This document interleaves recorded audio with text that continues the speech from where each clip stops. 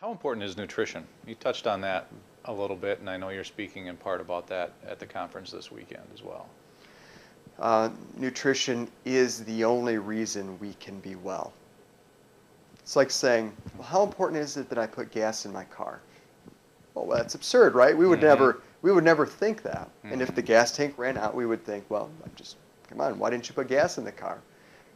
What else could make our body work properly? See, as Americans, we have this disconnect. We think our body's our body, and we think our brain's our brain.